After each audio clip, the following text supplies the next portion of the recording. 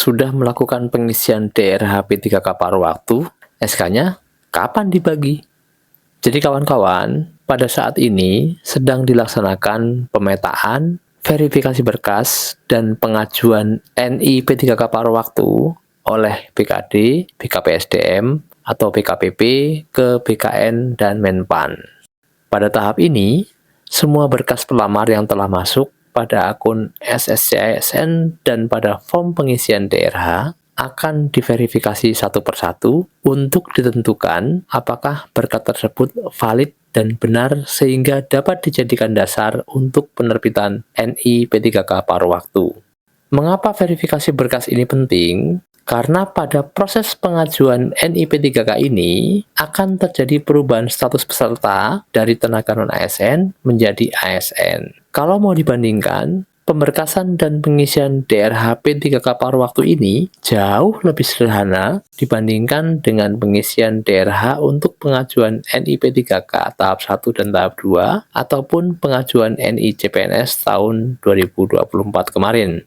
Sebagai contoh, pemberkasan untuk NI P3K dan CPNS mensyaratkan surat kesehatan jasmani, kesehatan rohani, dan bebas nafsa. Sedangkan untuk P3K paruh waktu hanya disyaratkan surat keterangan kesehatan jasmani saja. Sehingga kalau dibandingkan sudah pasti jauh lebih cepat proses NI P3K paruh waktu jika dibandingkan dengan pengusulan NI P3K untuk tahap 1 tahap 2 ataupun NI CPNS.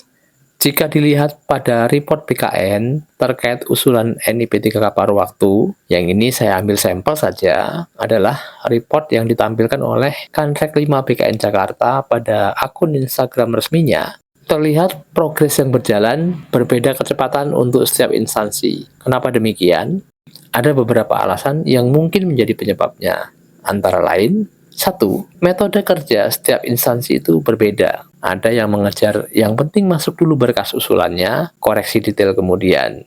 Ada yang menggunakan metode lebih baik detail dikoreksi sekalian, ketika sudah fix baru diusulkan sehingga meminimalisasi perbaikan berkas. Kedua metode ini diperbolehkan sepanjang hasil validasinya benar sesuai dengan timeline yang telah ditentukan. Yang kedua, fokus pekerjaan setiap instansi berbeda. Dan itu diperbolehkan selama masih dalam koridor timeline pengusulan P3K paruh waktu yang telah diterbitkan oleh BKN ataupun oleh Menpan RB. 3. BKN sebagai sebuah institusi juga pasti memiliki keterbatasan SDM, keterbatasan waktu, dan juga sumber daya yang lain. Sehingga dalam melakukan verifikasi usulan yang dimasukkan oleh BKPSDM juga mungkin akan menerapkan skala prioritas atau menerapkan urutan pengerjaan atau menerapkan antrian urutan pengerjaan yang berbeda-beda.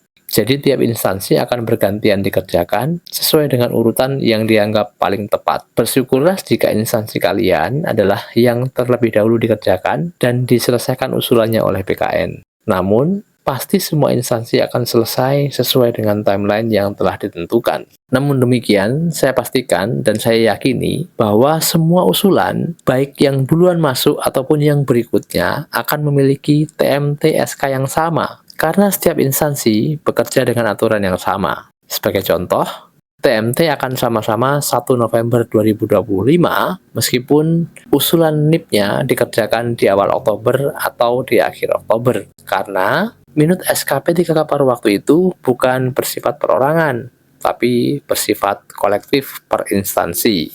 Tidak akan terjadi yang lolos berkas di awal Oktober, TMT-nya 1 Oktober, dan yang lolos berkas kemudian TMT-nya 16 Oktober misalnya. Semua akan sama.